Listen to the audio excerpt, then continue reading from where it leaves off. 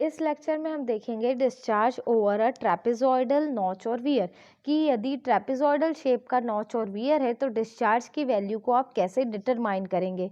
सबसे पहले हम डायग्राम से समझाते हैं आपको कि ये जो डायग्राम आपको दिख रहा है, यही डायग्राम जनरली आपको हर कैनल में दिखता होगा कि ये एक ट्रेपेजॉइडल शेप फॉर्म करता है। एक्चुअल में जो आपका ट्रेपेजॉइडल शेप का जो चैनल होता है वो आपका दो शेप से मिलके बनता है। यदि मैं ऐसा लाइन ड्रॉ कर दूं दोनों तरफ, तो आपको क्लियरली दिख रहा होगा कि ये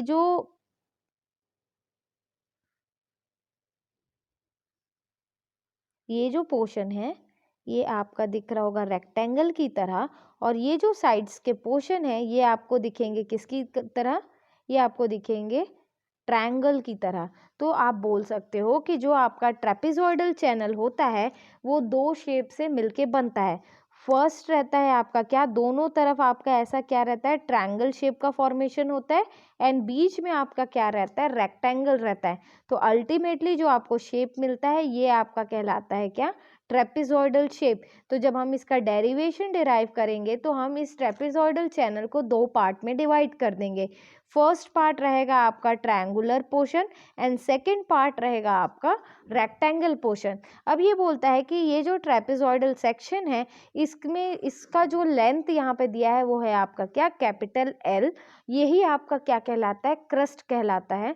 नेक्स्ट है आपका कैपिटल एच, तो ये कैपिटल एच है आपका height of water over the notch. अब हमको इससे डिस्चार्ज की वैल्यू को कैलकुलेट करना है। तो क्योंकि हमने दो पार्ट कंसिडर किया है इसीलिए हम यहाँ पे क्या करेंगे, capital Q is equals to Q1 plus Q2 लेंगे।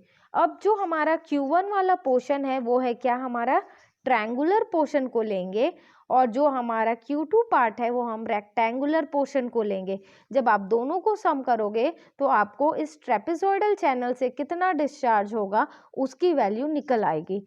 क्योंकि प्रीवियस जो डेरिवेशंस थे उसमें मैंने आपको बताया है कि रेक्टेंगुलर शेप के नॉच और वियर से कैसे हम डिस्चार्ज की वैल्यू कैलकुलेट करते हैं, तो वही सेम प्रोसेस को फॉलो करना है, और डायरेक्टली जो हमने डिस्चार्ज का वैल्यू फाइंड आउट किया था उसको यहाँ पे हम लिख देंगे।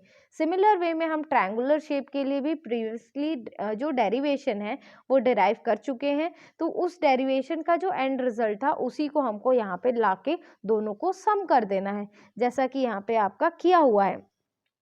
Q1 आपका रेक्टेंगल पोर्शन के लिए जो हमने ऑब्टेन्ड किया था, और Q2 जो है वो आपके ट्रायंगुलर पोर्शन के लिए जो हमने वैल्यू ऑब्टेन किया था। दोनों को आप सम करोगे तो आपको ट्रेपेजॉइडल के लिए कितना डिस्चार्ज होगा वो वैल्यू यहाँ पे निकल आएगा। बाकी नोटेशन का जो एक्सप्लेनेशन है वो सेम रहेगा जैसा कि मैंने आपको प्रीवियसली एक्सप्लेन किया था। Thank you.